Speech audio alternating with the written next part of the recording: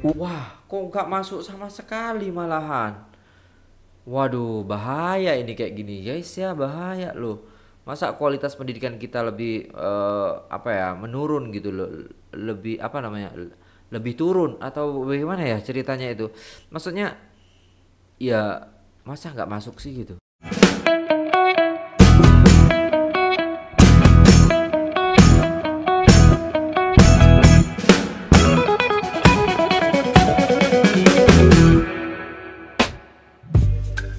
Assalamualaikum warahmatullahi wabarakatuh. Jumpa lagi dengan saya guys, Cak Mujib. Gimana kabar teman-teman semua? Semoga sehat selalu dalam lindungan Allah Subhanahu wa taala. Dijauhkan dari segala mara bahaya, malapetaka, bencana dan bala serta berbagai macam penyakit. Amin amin ya rabbal alamin. Alright guys, kali ini kita akan reaksi sebuah video tentang universitas nih guys ya.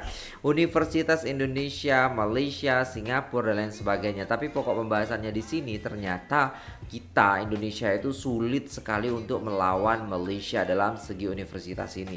Nah, maupun bisa dikatakan dalam segi mungkin biaya ataupun kurikulum ataupun sistem pendidikannya. Nah, coba kita simak nih guys ya penjelasan daripada Business Miracle Channel guys ya. Jom kita simak videonya. Let's go.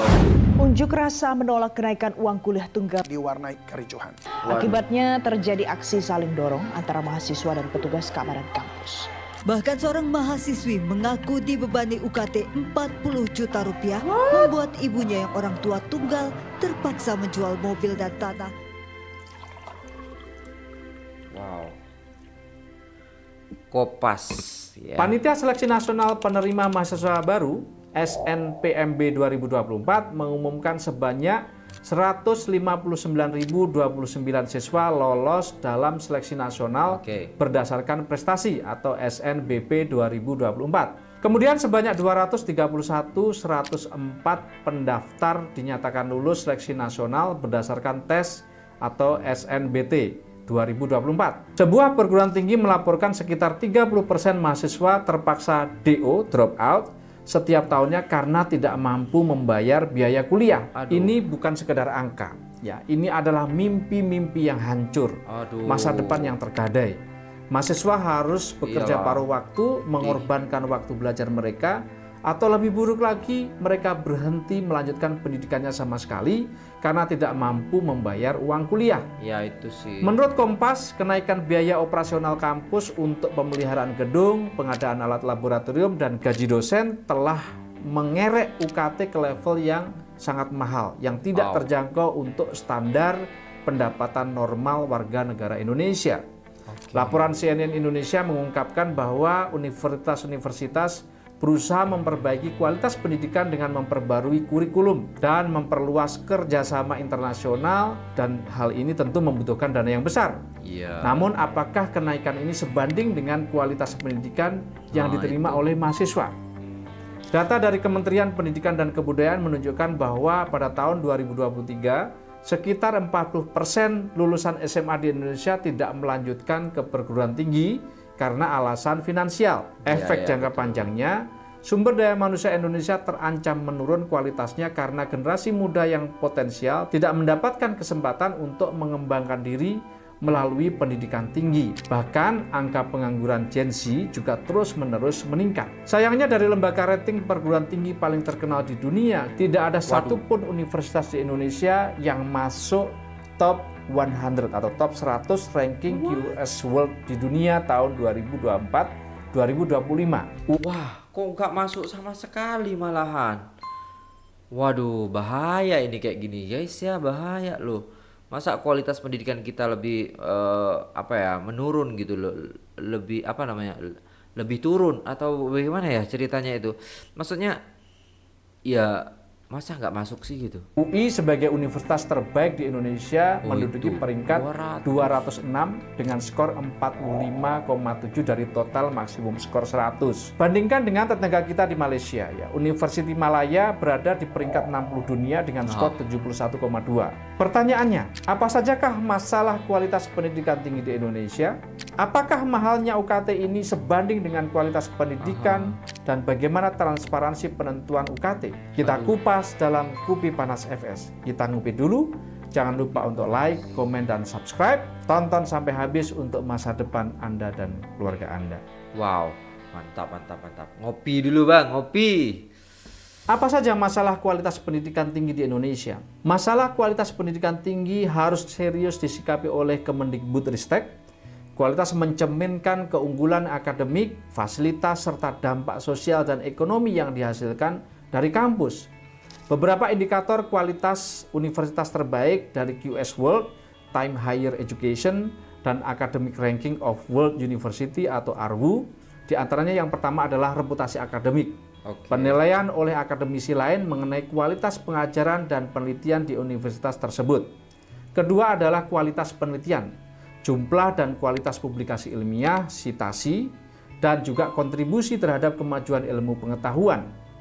Yang ketiga adalah kualitas pengajaran, kompetensi dan kualifikasi dosen, rasio dosen terhadap mahasiswa, serta evaluasi pengajaran oleh mahasiswa. Yang keempat adalah rasio mahasiswa dan dosen. Rasio yang ideal yang memungkinkan interaksi lebih baik antara dosen dan mahasiswa, serta memberikan perhatian yang baik kepada setiap individu mahasiswa. Kemudian yang kelima adalah kualitas mahasiswa sendiri. Bagaimana mahasiswa baru diterima, yang sering diukur berdasarkan nilai ujian masuk, prestasi akademik, dan keragaman serta latar belakang mahasiswa tersebut. Yang keenam adalah tingkat kelulusan dan penempatan kerja. Tingkat kelulusan mahasiswa serta kemampuan lulusan untuk mendapatkan pekerjaan secepat mungkin itu sangat penting. Yang ketujuh adalah fasilitas dan infrastruktur. Ketersediaan dan kualitas fasilitas kampus seperti perpustakaan, laboratorium, fasilitas olahraga, akomodasi, hingga teknologi yang memungkinkan peningkatan kualitas belajar mengajar. Yang 8 adalah internasionalisasi. Bagaimana setiap kampus juga menerima mahasiswa-mahasiswa internasional. Yang ke-9 adalah kegiatan ekstrakurikuler dan pengembangan mahasiswa untuk memastikan bahwa mahasiswa memiliki keterampilan akademik dan keterampilan non-akademik. Yang ke-10 adalah dampak sosial dan ekonomi. Bagaimana universitas memberikan kontribusi terhadap masyarakat dan kondisi ekonomi lokal, termasuk kerjasama dengan industri dan kontribusi terhadap inovasi. Yang ke-11 adalah manajemen dan kepemimpinan. Bagaimana kampus dikelola dengan baik sesuai dengan visi, strategi, dan kepemimpinan yang jelas. Yang ke-12 adalah aksesibilitas dan inklusi. Bagaimana kampus memiliki komitmen untuk menerima seluruh lapisan masyarakat sesuai dengan kemampuan mereka, sesuai dengan kualitas mahasiswa dan latar belakang mahasiswa. Dan yang terakhir adalah kepuasan mahasiswa. Bagaimana mahasiswa puas belajar dengan pengalaman belajar di kampus tersebut dengan baik. Kemudian, apakah mahalnya UKT ini sebanding dengan kualitasnya? Banyak mahasiswa merasa bahwa kenaikan UKT hanya membuat kantong mereka kering tanpa memberikan imbalan yang sepadan. Fasilitas kampus yang memprihatinkan, dosen kurang kompeten, kemudian kualitas pengajaran yang stagnan sering menjadi keluhan utama mahasiswa. Bayangkan, bayarnya lebih, ya setiap tahun naik, tetapi hasilnya sama saja. Bahkan ada yang kualitasnya turun. Menurut survei Detik Edu, sekitar 70% mahasiswa merasa bahwa kenaikan UKT itu tidak diimbangi dengan peningkatan kualitas pendidikan yang memadai. Lebih mengherankan lagi, transparansi penggunaan dana UKT seringkali gelap gulita. Mahasiswa dan orang tua bertanya-tanya, kemana larinya uang itu mengalir?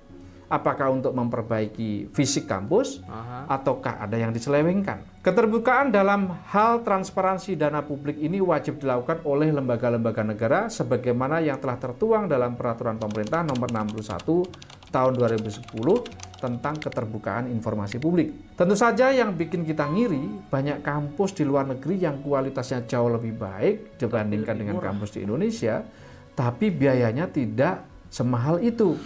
Bahkan beberapa lebih murah. Jika kita bandingkan, biaya kuliah di beberapa negara tetangga memang lebih rendah. Misalnya, di Malaysia, biaya kuliah di universitas negeri rata-rata sekitar 3.000 sampai 10.000 ringgit Malaysia atau sekitar 10 juta sampai 33 juta per tahun untuk warga negara Malaysia. Di negara-negara lain seperti Jerman dan Prancis, pendidikan tinggi bahkan gratis, baik untuk warga negaranya maupun mahasiswa asing yang belajar di negara tersebut.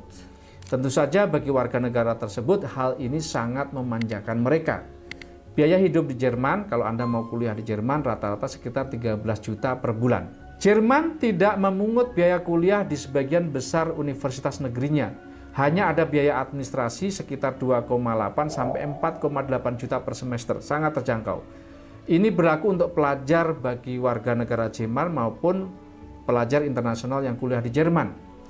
Hanya negara bagian Baden-Württemberg yang memberlakukan biaya kuliah untuk siswa non-EU sejak 2017. Dengan perekonomian kuat dan sistem pendidikan yang unggul, Jerman mampu menyediakan pendidikan gratis atau dengan biaya yang sangat rendah bagi warganya. Yang jelas solusi ada di depan mata kita. Kita hanya perlu kemauan politik atau political will serta strategi yang tepat untuk menerapkannya. Bagaimana cara beberapa negara itu menekan biaya UKT? Yang pertama dengan subsidi pemerintah. Hal ini dilakukan oleh negara seperti Malaysia dan Singapura. Warga negaranya sendiri dikasih biaya pendidikan yang murah. Tapi kalau mahasiswa asing dikenakan mahal untuk mensubsidi mahasiswa lokalnya. Yang kedua, kebijakan bebas biaya kuliah. Ya, seperti di Filipina menerapkan kebijakan bebas biaya kuliah untuk universitas negeri yang telah membantu meningkatkan akses pendidikan tinggi. Indonesia bisa mempertimbangkan kebijakan serupa. Iya, ya. Kemudian kolaborasi dengan sektor swasta. Singapura juga bekerja sama melalui kemitraan strategis dengan swasta untuk memberikan dukungan biaya pendidikan tinggi bagi mahasiswa yang berprestasi. Kemudian pinjaman pendidikan yang terjangkau. Ya, bagi mereka yang tidak mampu, di Malaysia juga memberikan skema pinjaman pendidikan tinggi. Kemudian yang berikutnya adalah beasiswa dan bantuan keuangan. Singapura dan Malaysia juga menawarkan itu. Bahkan kepada mahasiswa luar negeri kalau memang berprestasi, mahasiswa internasional termasuk dari Indonesia, mendapatkan tawaran beasiswa dari pemerintah negara Singapura maupun Malaysia. Pertanyaan berikutnya, bagaimana menyikapi UKT yang tidak terjangkau bagi orang tua? Ya, salah satunya pemerintah memberikan solusi KIP, ya, yaitu bantuan biaya pendidikan dari pemerintah bagi lulusan SMA. Atau yang sederajat yang memiliki potensi akademik yang baik. Mereka terkendala dengan keterbatasan kemampuan membayar biaya kuliah. Biaya kuliah yang disupport sekitar 2,4 sampai 12 juta per semester dan uang saku sebanyak 800.000 hingga 1,4 juta per bulan. Namun terdapat kekecewaan warganet terhadap ulah sejumlah mahasiswa penerima KIP atau Kartu Indonesia Pintar ini. Mereka dituding bergaya hidup mewah di media sosial. Jaringan Pemantau Pendidikan Indonesia (JPPI) mengatakan proses pengelolaan dana KIP terlalu tertutup, tidak transparan dan tidak akuntabel. Hal ini menyebabkan banyak kasus pemberian bantuan ini tidak tepat sasaran. Selain itu, pendataan untuk keluarga miskin yang tidak terintegrasi juga menjadi penyebab bantuan KIP untuk kuliah ini rawan terjadi penyelewengan. Kementerian Pendidikan, Kebudayaan, Riset dan Teknologi Kemendikbudristek meminta setiap perguruan tinggi sebagai pihak yang paling bertanggung jawab dalam proses seleksi untuk melakukan penyaringan yang tepat sasaran bagi penerima KIP. Bagi orang tua, harus pintar memilih pendidikan tinggi bagi anaknya. Jika perlu swasta tidak apa-apa. Yang penting berkualitas dan bisa kompetitif di dunia kerja. Bahkan banyak perguruan tinggi swasta yang jauh lebih murah dengan kualitas yang juga sebanding dengan pendidikan negeri. Bagaimana pendapat kalian? Mending tetap kuliah di PTN, di luar negeri, atau cukup kuliah di swasta saja? Bisa. Jangan lupa untuk like, komen, dan subscribe untuk konten kupas yang akan datang. Saya Farid Subhan. Salam Miracle. Alright guys, kita udah dengar semua bagaimana ya kan biaya selangit Universitas Indo sulit lawan Malaysia. Kalau kita tengok ya guys ya daripada apa yang disampaikan, bahwasannya memang ada beberapa pilihan. Semoga Indonesia juga bisa melihat ini ya kan, pemerintah juga bisa melihat ini, bagaimana negara-negara jiran kita ataupun tetangga kita, Malaysia, Singapura, Thailand itu sudah menerapkan hal-hal yang demikian tadi, hal-hal yang istilahnya kuliah gratis, kuliah lebih murah, pinjaman yang lebih terjangkau dan lain sebagainya. Dan ini juga mungkin lebih menjadi pandangan, dan semoga ini terrealisasikan di Indonesia sehingga kualitas pendidikan di Indonesia akan lebih baik lagi, ya kan. Nah, karena kemarin juga ada tunjangan untuk guru, ya kan, guru gajinya sudah naik gitu kan. Saya harap juga sistem pendidikannya juga seperti itu, dinaikkan ya kualitasnya, dan berharap juga berada di peringkat 100 dunia gitu ya guys ya. Malaysia aja masuk, apalagi Singapura, ya kan. Indonesia juga pastinya harus lebih giat lagi dalam hal ini ya guys ya. Oke, terima kasih sudah tengok video ini sampai selesai. Apabila ada salah kata mohon dimaafkan. Saya pamit undur diri. Wassalamualaikum warahmatullahi wabarakatuh.